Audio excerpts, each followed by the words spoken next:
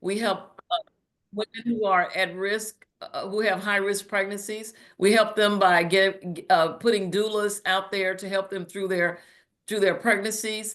We do a lot of breastfeeding training. So we do a lot in maternal child health. We do a lot in substance use disorder, and CROP falls under that division. But we address opioid use, and we also work with the health department and Department of Mental Health. We also work in the space of community health.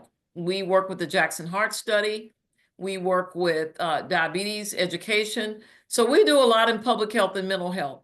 And CROP is something that we hold very dear because we know that faith-based organizations are the key to addressing a lot of these social issues.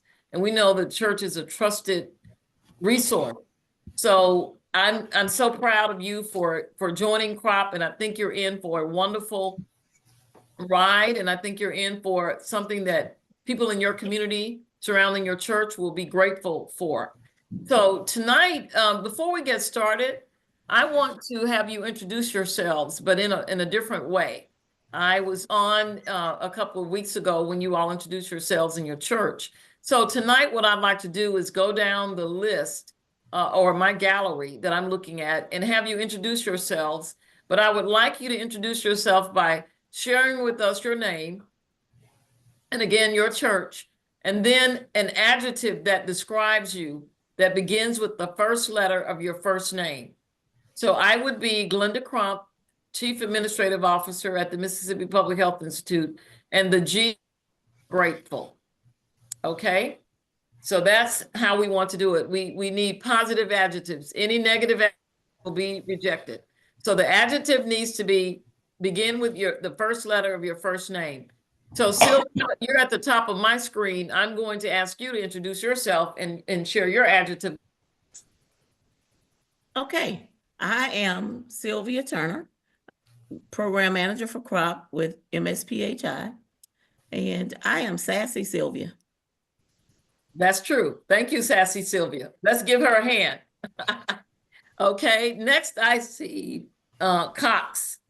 I think, are there two people there? Would you like to introduce yourselves?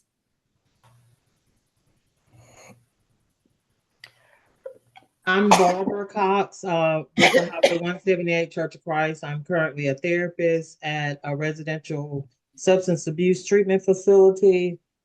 And I am well-balanced Barbara. Well-balanced Barbara. Thank you. Good afternoon. My name is Rolandis Cox, and I'm a member of the Highway 178 Church of Christ as well, and I'm an elder there also. I'm a retired school teacher, but I currently work at a private school for children with behavior issues. And I am resourceful Rolandis. Resourceful Rolandis. Okay, thank you. Good hand. Okay. Next, I see Deborah Fagan. I think you're on mute, Deborah. Okay, I think I'll unmute now. Yes, you are. Okay. All right. I'm Deborah Fagan. I'm from First Missionary Baptist Church. I'm a retired educator. And I am dedicated Deborah. Dedicated Deborah. Let's give her a hand. Wonderful. Be off mute. Okay.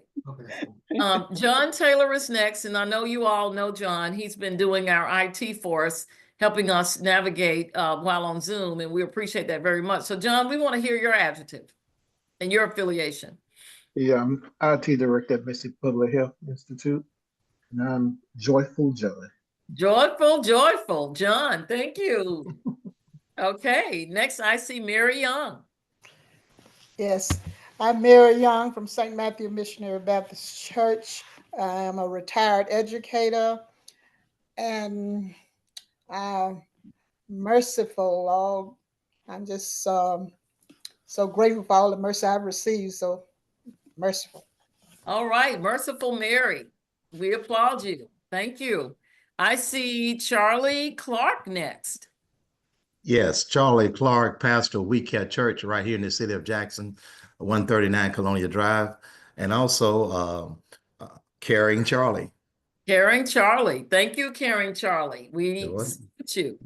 Okay, let's see who I see next is Parkview MB Church. Hello, I am LaShonda Randall. I'm the coordinator here at Parkview Missionary Baptist Church, and I am loving LaShonda.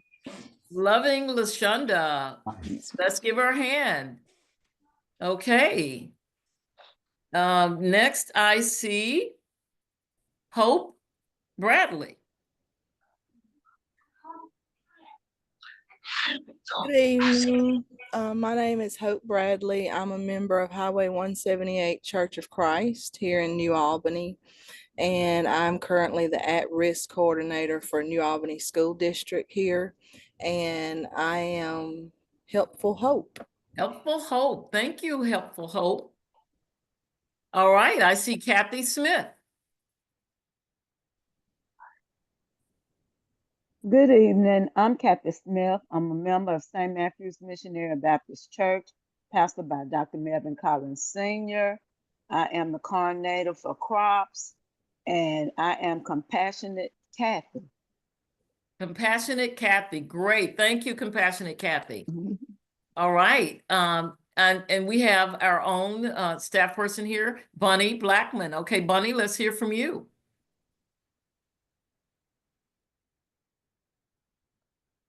You may be muted, Bunny. Oh, Blessed Bunny. Good evening, everyone. I'm Blessed Bunny. All right, Bunny. Bless you. Thank you. We're so happy to have you on this team. Okay. All right. Next, I see Daniel Lee.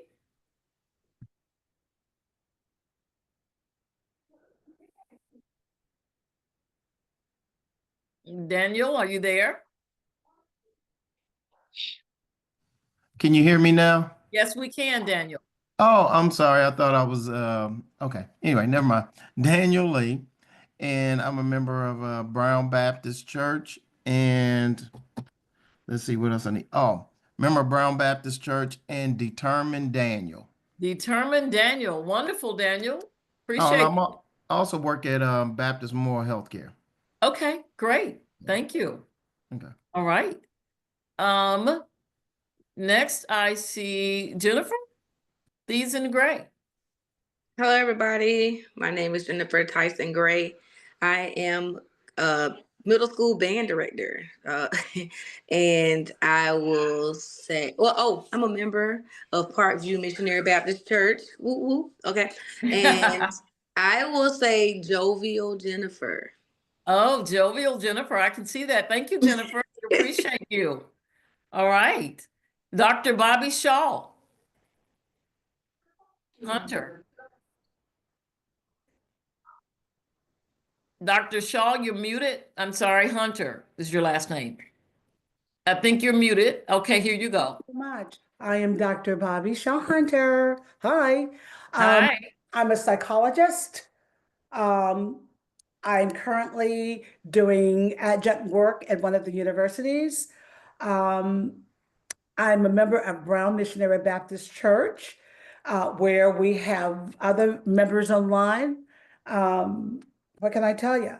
My name is Blessed and Bountiful. I have two B's, Blessed and Bountiful Bobby.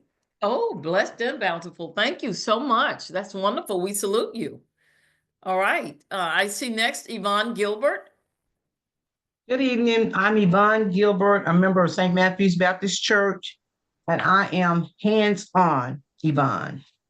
Hands-on Yvonne. All right, great. Thank you. We need that. All right, going on down my list. If I skip anybody, please let me know. But I see Kalitha Kali. Yes, good evening. I am Kalitha Kali. I have been a school social worker for 24 years. I am a member of First Missionary Baptist Church of Moss Point, and I am Charitable Kalitha.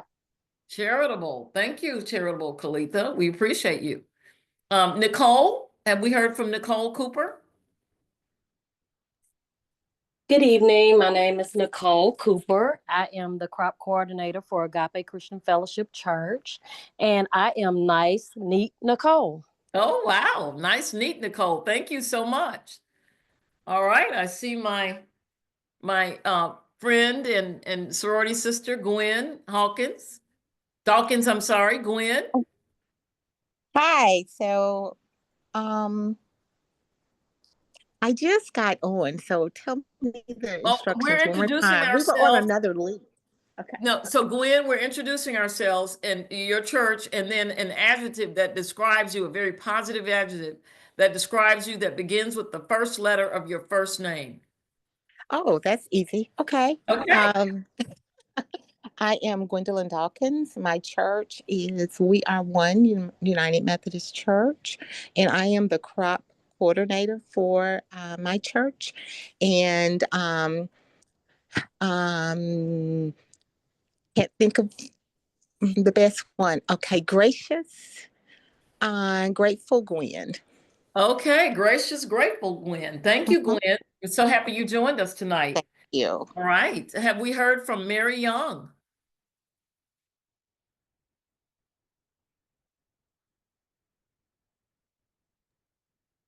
Okay, there's Mary. You've already heard from me. Okay, I'm sorry. Amber, we've heard from you. No, not yet. My name is Amber Hardy. I'm a member. Hello. Hey, use the one I just put in the text message. Okay, yeah, I'm in here. I'm in. Okay, good. Okay. All right. All right. It says Zoom can't detect my camera. Anyway, my name is Amber Hardy. I do installation, maintenance, and repair on telephone and data systems. Oh. I am a member of First Baptist Church, and I guess I'm going to have to say I'm so ambitious, Amber. Ambitious Amber. Wonderful. Thank you, ambitious Amber. We salute you. Okay. All right. Is there anyone we have not heard from? I did want to add, oh, I'm sorry. I did want to add that Terrific Terrell Randall. He's here with me. He's our liaison. All right. Terrific Terrell. He's not Hello, going to get on Terrific camera, Terrell. but he's That's shy. okay. All right. But he's it's- here. It's nice to have you join us, Terrific Terrell. Thank you. So we've heard from everyone.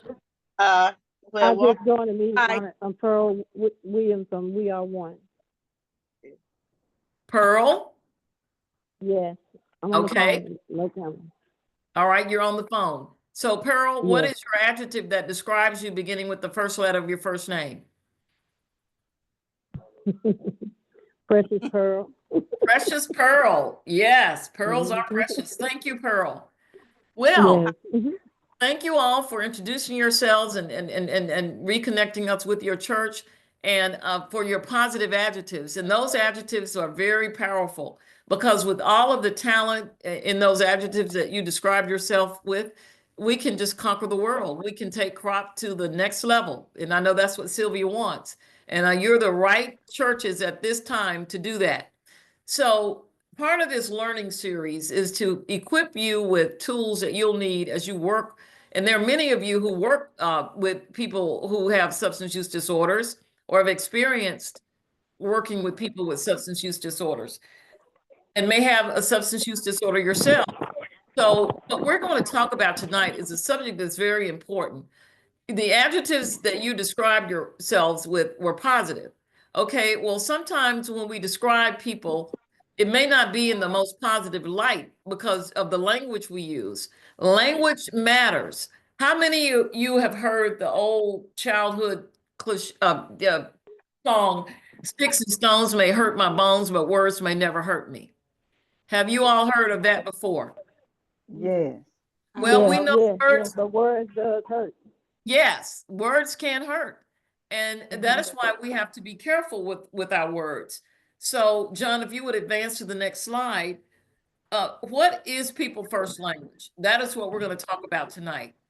And the reason we want to talk about people first, person first language is we want you to develop an awareness and sensitivity to words that refer to individuals living with substance use disorder. You know, sometimes we give people labels and they may be negative, and we want to analyze statements that represent person first language. So we're actually going to look at How do we use person first language? And how do we apply that? Because there are ways that you're going to be able to apply this to your work by using person first language. So we're going to see some examples. Next slide, John. Now, there's a history. This is not something that just came up. There's a history of person first language. And John, if you would advance the slide. Person first language originated with the disability rights movement. People who have disability were very concerned that they would be being described by their disability rather than putting them first as a person. People were putting their condition first. It's now used across a broad spectrum of identities. People living with HIV, not that person has HIV or that person has AIDS. People living with HIV is the language that is most appropriate there. So it's used across the spectrum, not just for disability, but for substance use disorder and HIV. Person first language emphasizes the humanity connecting between people. They're not defined by their condition, they're defined by being a person first. And this language helps avoid stereotypes. So as you can see in the cartoon there, I'm not wheelchair bound. I'm a wheelchair user who is free to move. Okay, so this person is basically saying, don't say I'm wheelchair bound. Don't say I'm handicapped. I'm a person who needs accessible equipment, so that can be said. So I want to pause right here and get some feedback so far on what was your first impression or first when you saw that you'd have something on person first language. What was your thinking? What were you thinking about? And does this make sense so far? So let me have some feedback. I like call and response. I'm not going to do all the talking tonight. So let me hear some feedback from you of your first impression of person first language and why you think it's important.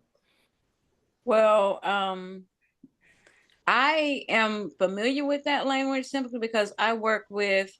I'm sorry. Tell me who's speaking. LaShonda. LaShonda. Okay, go ahead. Yes, ma'am. I work at Brandy's Hope, and we serve people with intellectual and developmental disabilities.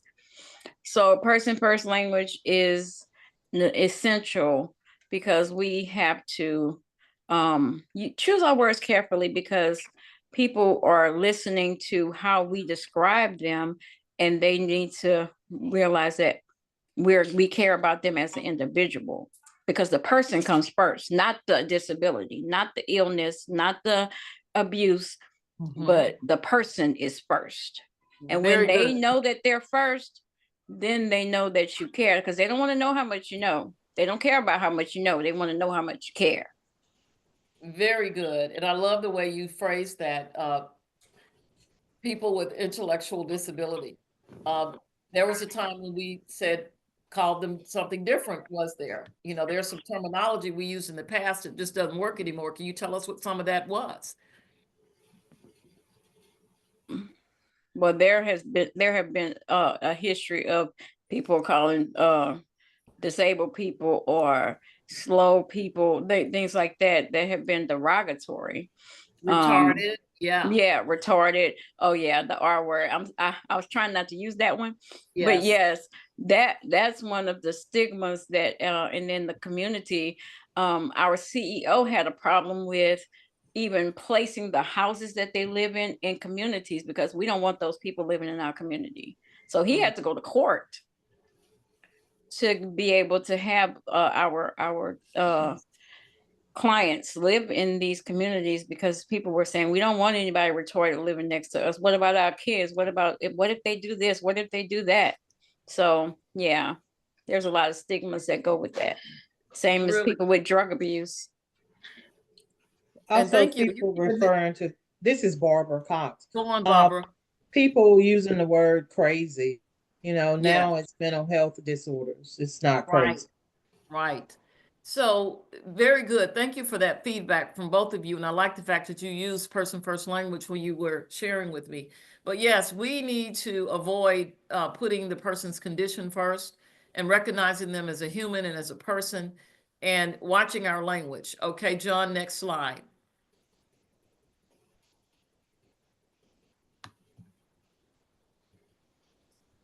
Person first language is a way that we can highlight the person, change attitudes, and move everybody forward. You know, in this day and age, everybody tries to be so politically correct, and there's a reason for that. But we do want to make sure that people are empowered by who they are rather than their condition. Next slide, John.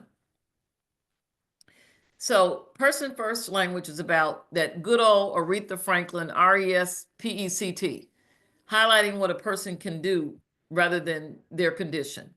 Okay, next. So here are some examples of person first language. I would like to have some volunteers to read one after the other. You don't have to read all of them. I need one person to read one, the next person to read one. So I need some volunteers to read the way we refer to different conditions and situations. So someone read the first one. Person experiencing homelessness. Okay, people experiencing homelessness. You know, what do we usually say? Bombs. Oh, those are bombs. Those are homeless people on the streets of Jackson. I mean, I was watching the news last night, and they were saying that their efforts now to do these tiny houses to help curb the issue with people experiencing homelessness in downtown Jackson. But they're not homeless, they're a person first. So people experiencing homelessness would be an appropriate way to say that. Someone take the next one. People living with mental illness. Okay, someone just said that. They're not mentally ill. That person is mentally ill. They're a person living with mental illness. Very good. Next. People with diabetes. A person with diabetes. A person with diabetes or people with diabetes, because saying a diabetic, that person is a diabetic, it's sort of like that's who you're defining that person as. They're a person before they were diabetic. Diabetes is just part of their condition. So a person with diabetes. All right, next. A person living with schizophrenia or bipolar disorder. Right. You've heard people say he's bipolar or he's a schizo. They're persons first, and they're living with schizophrenia or bipolar disorder. Very good. Next. A person who has limited food access. Okay. What have we said in the past to describe people with limited food access? Poor. Poor. Hungry. Hungry, right? Greedy. Right. Yes. So a person with limited food access or people with food insecurity. All right, next. Person who is blind or visually impaired. Okay. A person who is blind or visually impaired. Is just their condition is being blind or visually impaired, but they are a person first. Next. A person who is deaf. Remember a time when we would say they're deaf and dumb or a deaf mute or blind? Now we're putting the person first, a person who is deaf or hearing impaired, a person who is blind or visually impaired. That's much better because it's putting the person before the condition. Okay, someone read the last one. Accessible bathroom parking. Right. So you probably still see some signs with handicap, but they're moving towards saying accessible bathroom and parking because we want spaces to be accessible to people, but instead of saying handicap, because it's a more derogatory term, we say accessible bathroom and parking. You can go at Home Depot and look in that section for signs and you will see accessible being used more now. All right, any questions, comments, or snide remarks about those? All right, all hearts and minds clear, we'll move on. Now, specifically for you tonight, person first language and substance use disorder. So there are some words we use when we're describing people with a substance use disorder that are things we need to avoid. Now, person with substance use disorder is appropriate, but addict or drug abuser is not. Can someone tell me why? Because it's describing the addiction rather than the person. It's describing what they have rather than who they are. Right. And there was a time when we said that. We say addict, a drug abuser. Now, Also, what by using those words, if you're trying to help someone, they will become very defensive because there's a negative connotation to that. And no one wants to be an addict. No one wants to be an abuser.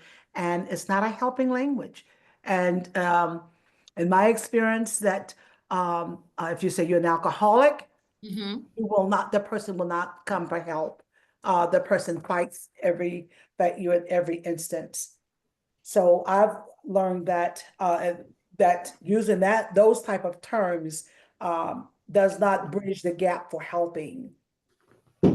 very good point. And you brought us to our next one, saying alcoholic rather than saying a person with an alcohol use disorder. Now, let me just say this. How many of you have a nickname? Does anybody have a nickname? And sometimes you will see on applications where they would say, what is your preferred, what is your preferred name? You may be Nicole, and you may say, well, they call me Nikki, so I want to be called Nikki. Well, let me say this. In the community of AA, what do they say in the AA meetings when they introduce themselves? That they're an alcoholic. I'm an alcoholic or I'm an an addict. alcoholic.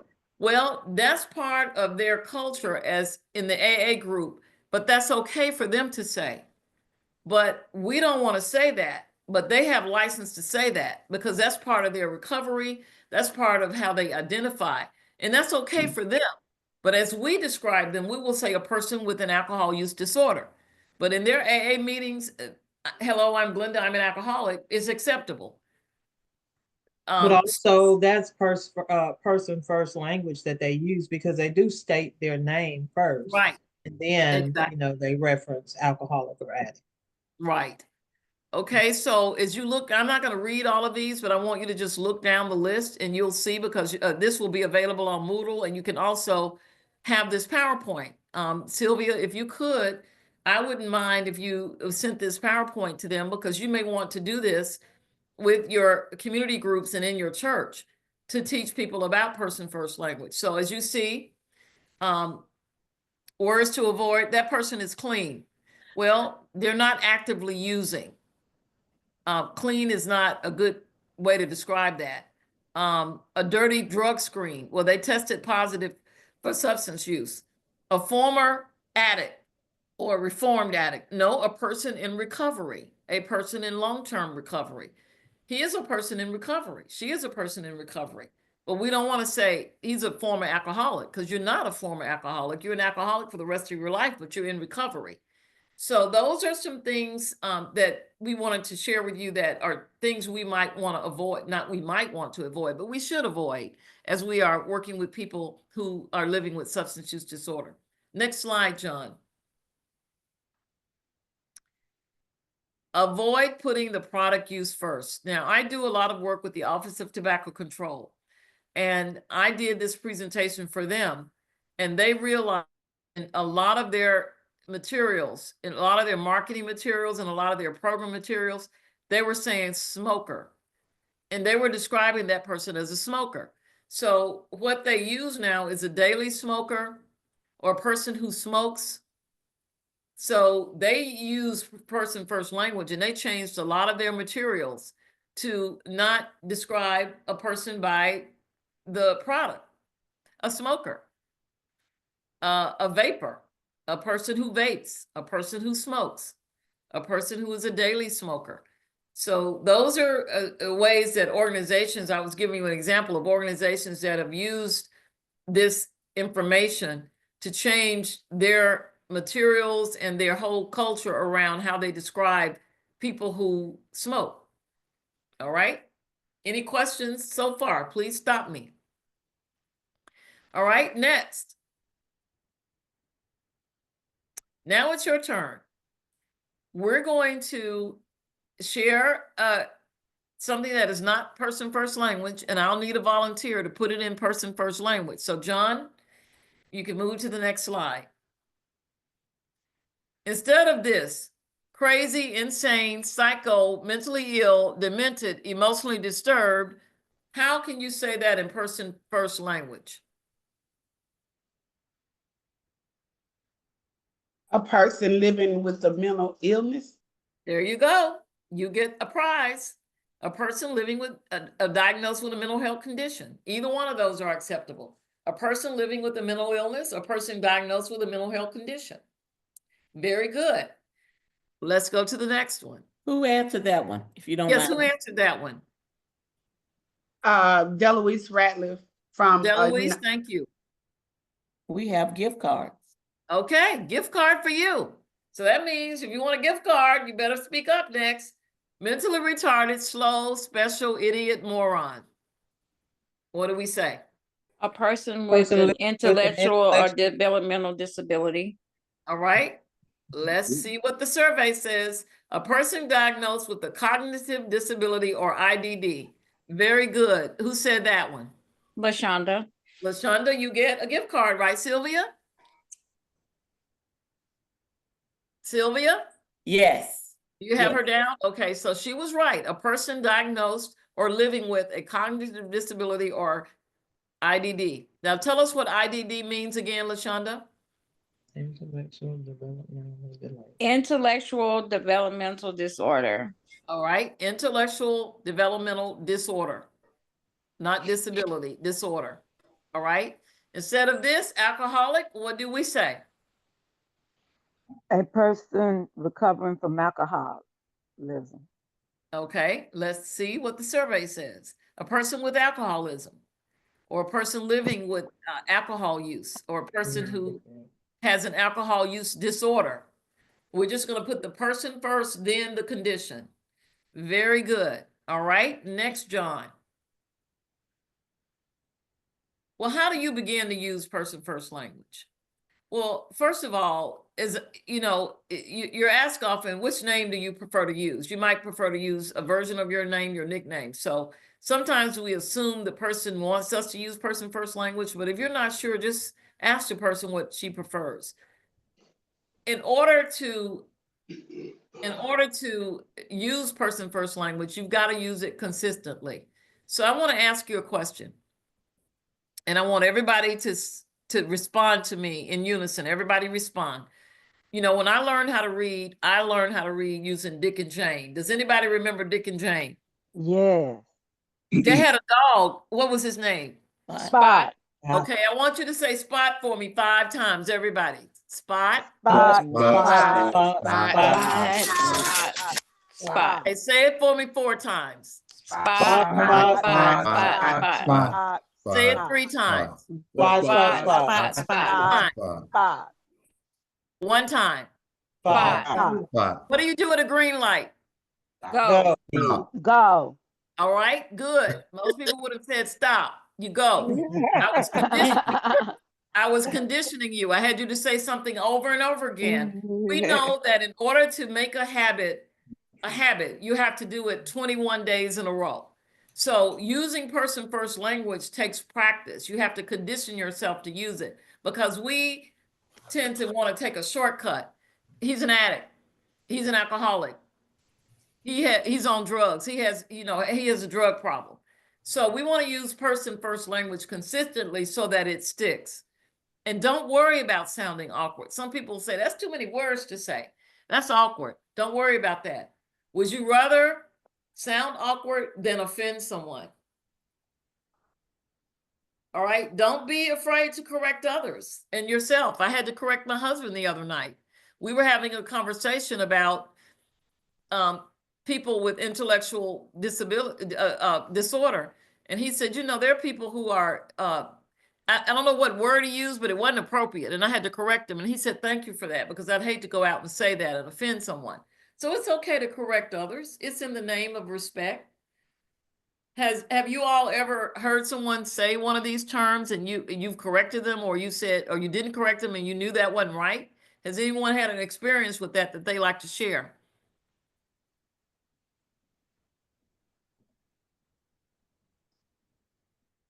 Well, if you haven't, that's good. I have, well, yeah. So of course, Who's speaking? LaShonda, I'm sorry. LaShonda. Okay, you're LaShonda. Go ahead. You know, I told someone where I work, and they like, you work with them slow people. I'm like, wait, hold it. But yeah, the things that are culturally normal, I guess, or things that are people repeat what they hear. Right. So in their community or their cohort, that's what's said. So that's what they say.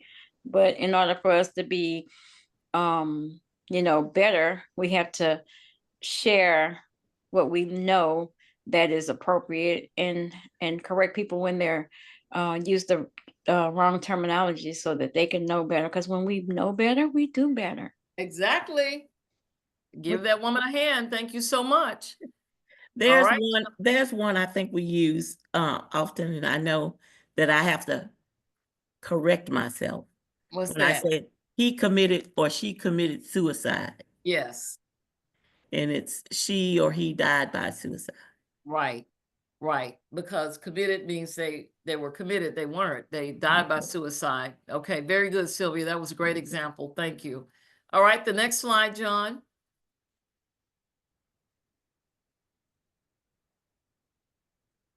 Okay. Now, there are people who think person first language is ridiculous. There are some arguments against it. And I want you to share with me what you think about this. Some people say it just takes too long. It's not proper English. I mean, by the time we say all that about person living with this or that, we could have just said what it is. It sugarcoats the real issue. Well, they are an alcoholic. You're sugarcoating it by saying a person living with an alcohol use disorder. It does not change people's attitudes and beliefs and perceptions. Some people think it doesn't do any good because people are still going to think what they think. It should be up to the people affected. That's why we said, ask people if they're okay with you using that. Another example of political correctness, we're always trying to be politically correct. So let me have your response. What do you think about those arguments? Because they are real. People do think these ways. So tell me what you think about those.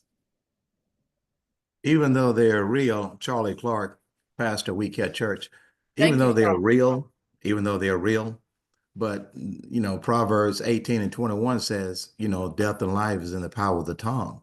And so lots of times you can speak those things as not as though they were, according to the scripture. And so when you begin to speak encouraging things, even though an individual might be in that position as an alcoholic, but you begin to tell them that, hey, you coming out of here, you're going to be better than that. You're encouraging them. And so you will see the performance because of the words spoken over them.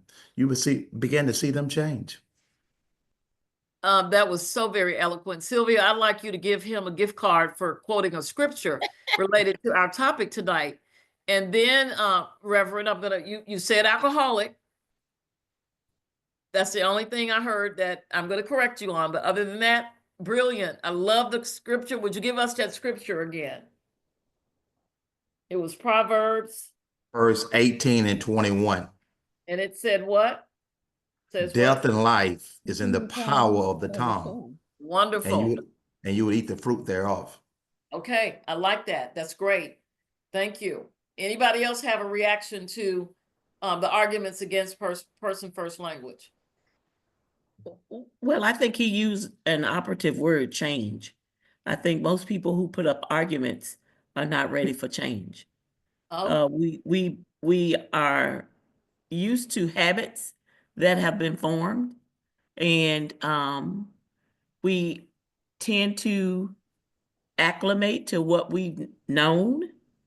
And when we're asking you to change and to really think about what you're saying, not just letting it roll off your tongues, but think about what you're saying and how it may affect someone else. Most of us, when we talk, we're only concerned about us.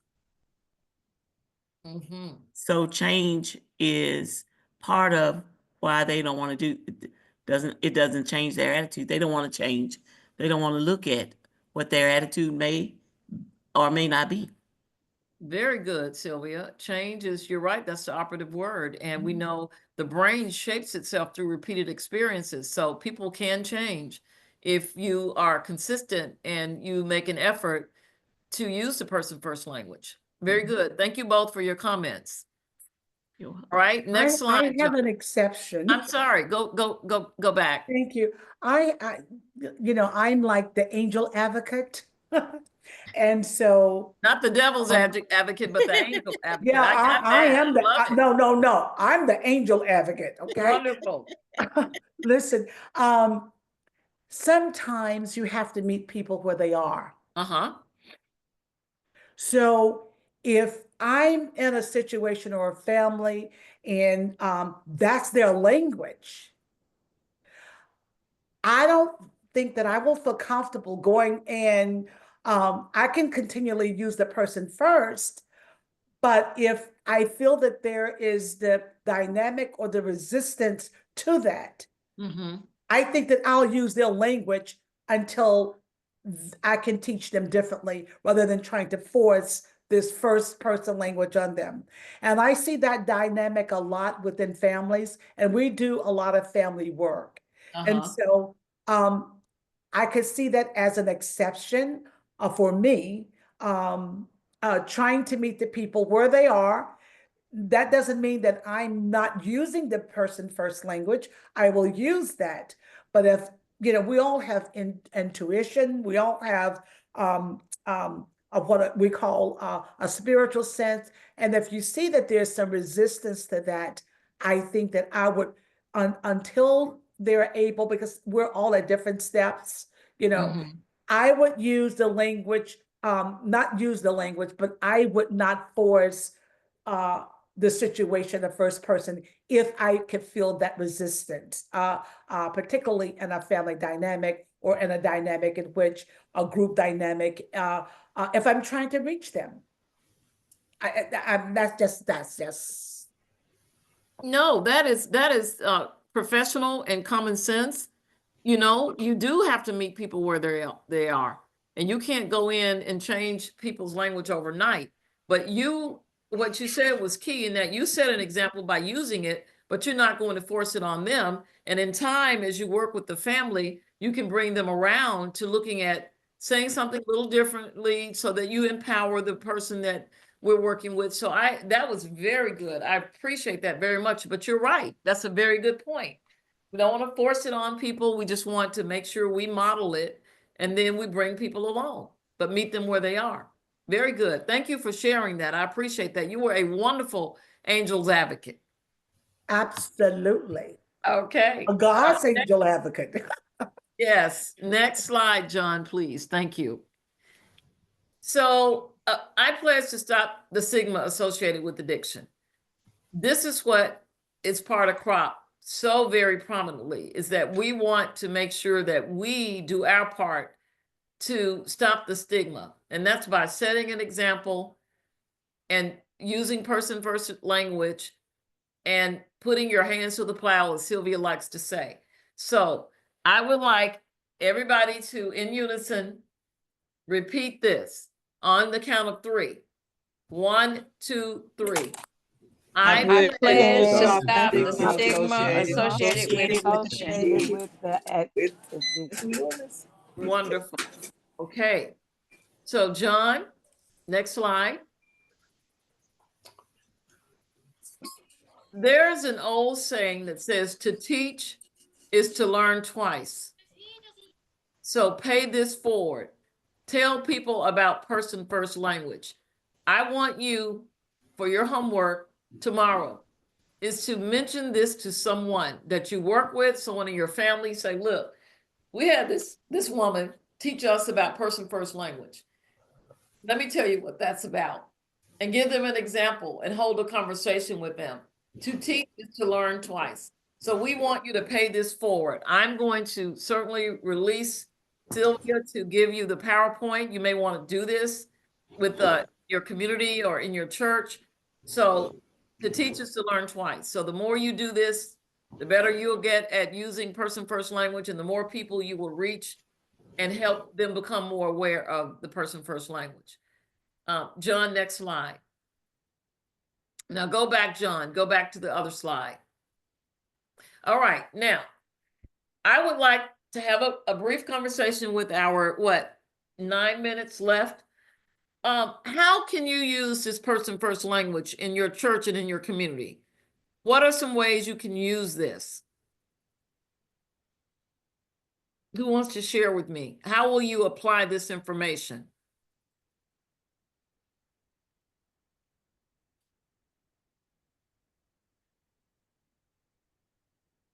I see a gift card in your future. Well, I've already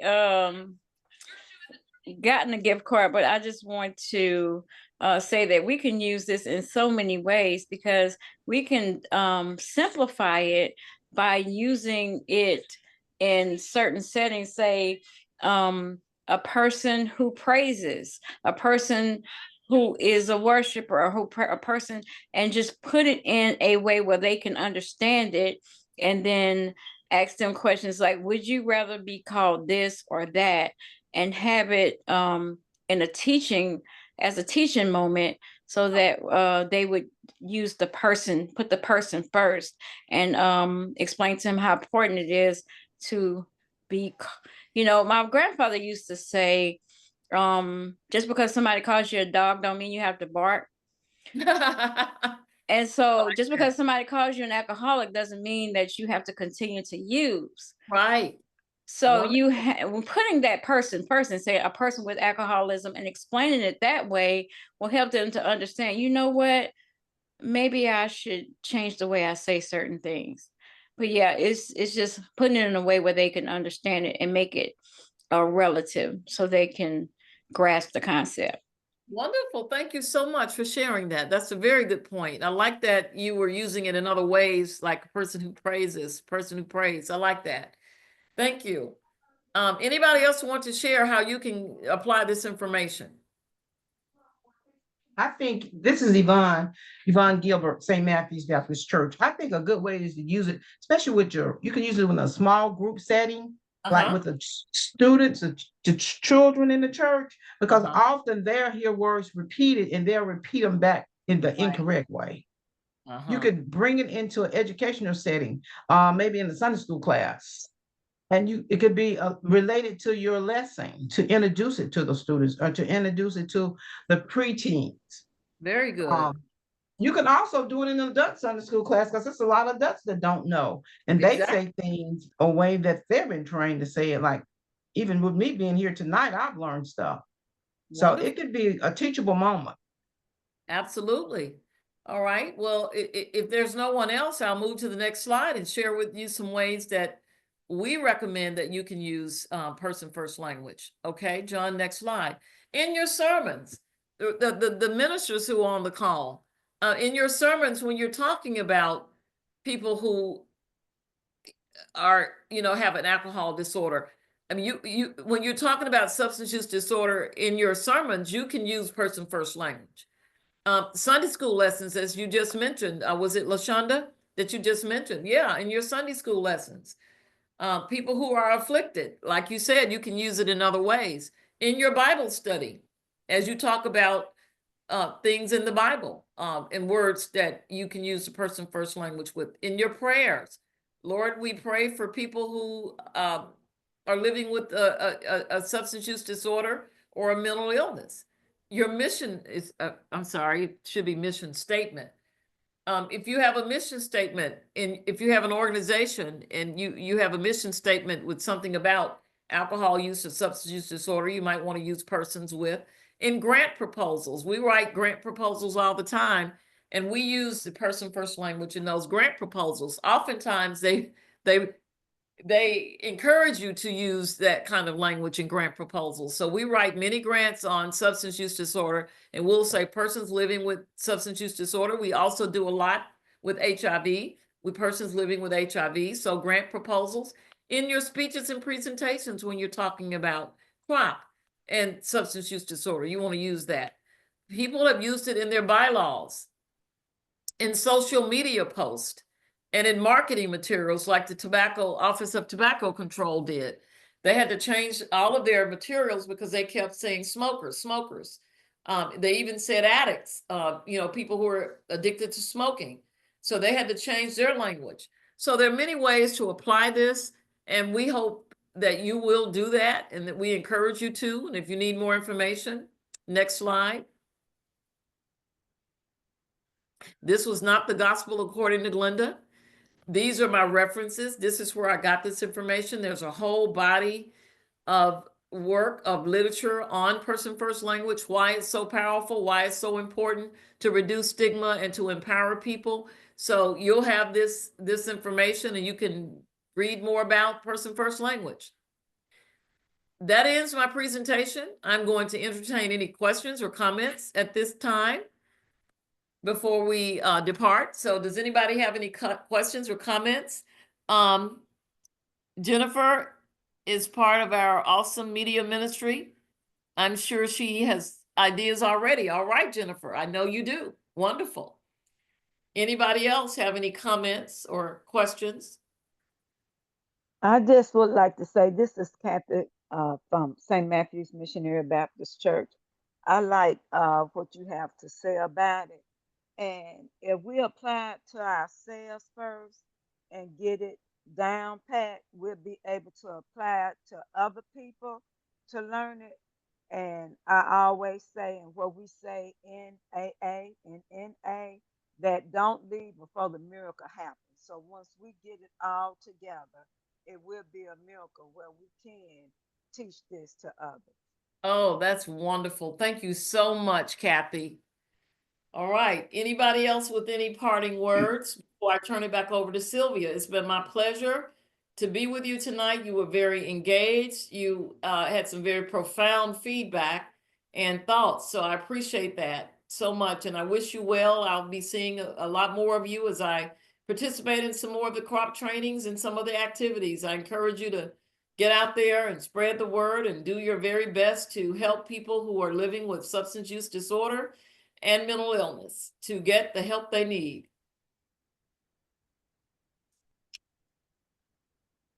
You all are appreciated greatly. All right, great. John has shared the file. This was great. Thank you. Thank you for the comments. Sylvia, back to you in the studio. Mrs. Crump, thank you so very, very much for another very profound session. She always delivers in a way that it's easy for us to make it applicable to what we're going to be doing and what we're asking you to do.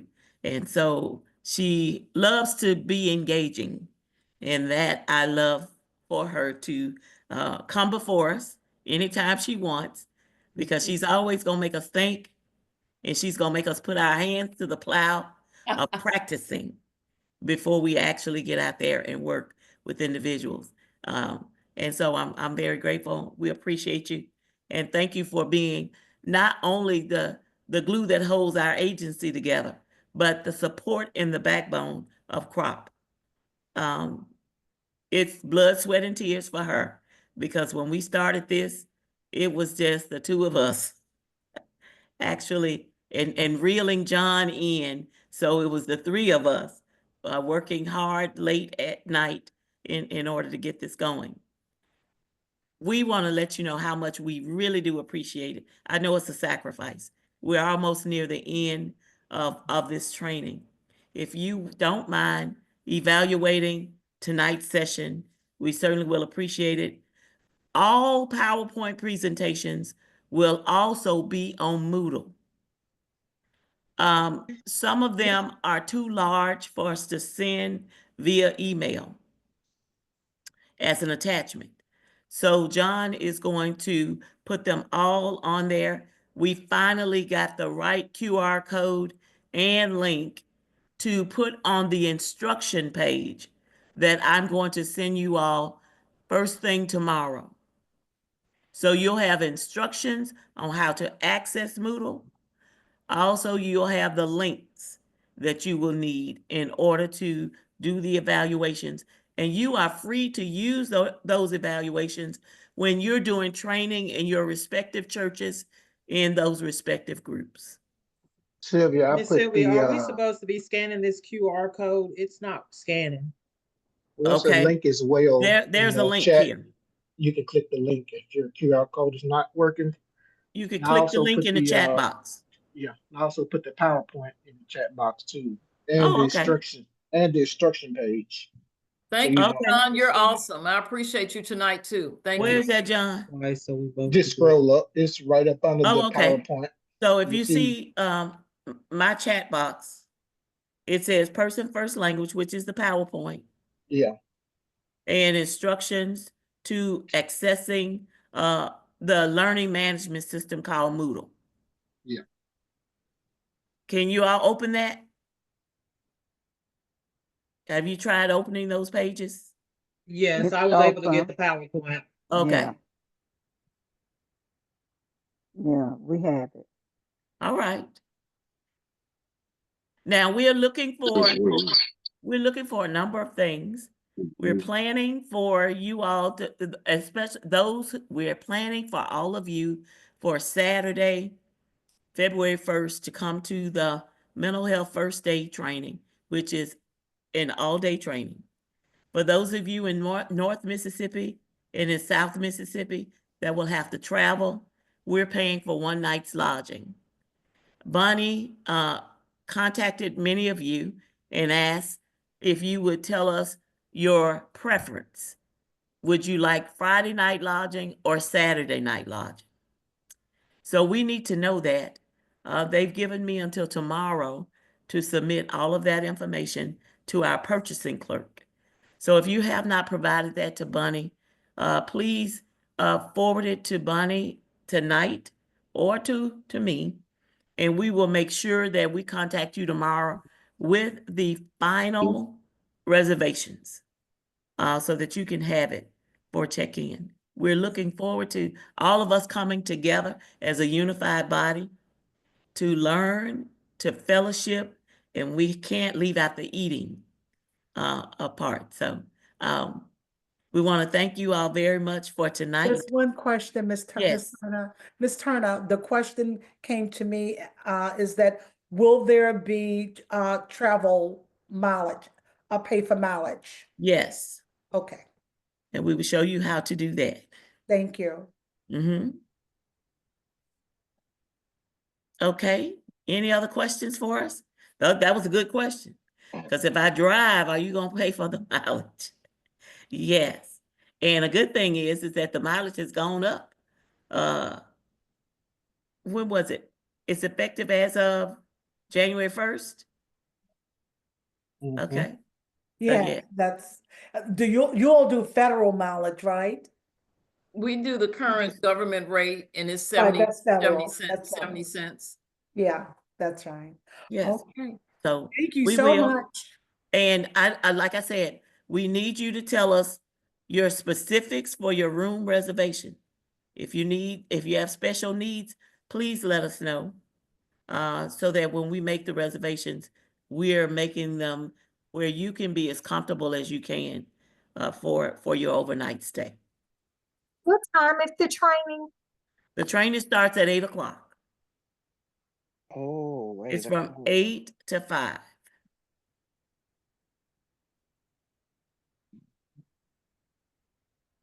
And Any other questions? Is that the scheduled time? That's the scheduled time. Is that the real time? That's gonna be my real time. We starting at 8 o'clock, whether you there or not. Thank you, thank you. Look, And you where all is know it? me. Where is that information about the training? Is that in an email? We sent it out in an email, but I can forward it to you again. Yeah, my emails are so Could cluttered. you please? I understand. Yes, ma'am. Yes, the place where we're gonna do the training. It's did you going to send be, that out? I'll send that too. Okay. Good, Yes. good. So Ms. you- Turner, this is Ms. Walker, and I just kind of jumped in. I'm in between two Zoom calls, and I jumped Okay. in on yours. All right, Ms. Walker. Can you just forward that to me as well? Because I just kind of got into, you're saying there's going to be a training class, and Now, where let me will make sure. Did you all give Bunny your email addresses? Because I have the No. coordinator's email addresses. I don't necessarily have every person's email address. Or have you been getting the information from me or from your coordinator? it might be Miss Gwen, but I haven't gotten Okay. anything Okay. So if you haven't Yeah. gotten it from me, that means that I don't have your email address. So Ms. Walker, I will get with Gwen to get all of that. Unless Okay. you want to send it, you can send your email to me. My phone number is, Hold on, Miss Sylvia. okay, Like I said, I jumped in on yours and I was trying to get to another one. I understand. I'm Believe me. zoomed. Look, I'm this- zoomed out. Okay, let me. Okay, my me phone have number is yours. area code 769 Mm-hmm. 666 8729. Okay, and you want me to send you my Email email. address, or you can email me at sturner@msphi.org. And I guess I could be putting this in the chat. Okay. Sylvia. Yes. Sylvia. So You I on, was Gwen? yes, I'm on. Yes, it's Gwen. So yeah, I'm multitasking, y'all. So I'm trying to listen in really well and then come. Right. But anyway, Sylvia, I think you and I talked about, and it may have been Miss Bunny, that I told you that I retired and my old emails are gone. Yes. Well, they were gone, but I got them back and I Okay. have everybody's email address. So I'm Okay. going to make sure that I get all of that to Miss Bunny tonight. So Miss Sylvia, they will have your phone number and your email address tonight. And I'll Okay. definitely send it to Sylvia too. But I try to send everything Yeah, Bonnie that asked I for it. have. So if you send it to Yes, her, that would be you'll great. have it. Okay, great. Thank Perfect. you. I'll take care of that tonight. Okay. Okay, I appreciate Okay. you. And I All know right. that you've been busy, so Absolutely. I understand. Yes, All ma'am. right. Thank you. So Okay. listen, we are so looking forward to host you all on next Saturday. I am excited. We have 2 churches that are launching this weekend. So we will be in South Haven and New Albany, Saturday and Sunday. Oh. So as soon as the rest of you get us your dates, we want to share the wealth with our funders and our administrators at MSPHI, and to see if some of them will be able to join us at some of your launches. So if you want ideas, Gwen has already done hers, Dr. Dawkins. They had a fabulous one in September. She will be able to help you, talk to you, and share information about it. We also will send out a plan. Each church is different. Each church will do it differently. No one is expected to do it the same. So we are excited about you all getting all that information to us. And I'm past my time by 9 minutes. Yes, ma'am. So I'm gonna jump off and go on that other one that I Okay. missed. Okay. Okay. Thank you so Have a much good for joining night. us. You all have a good evening and Godspeed. Thank And let you. us cover and be with you throughout this day Good and the rest night. of the weekend. Good night. Good night. Thank you. Good night. Good night. Good night.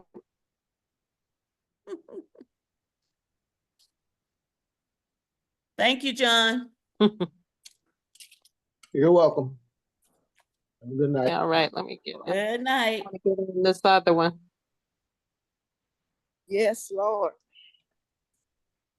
Yeah, leave. Well, thank you, Mr. Welch.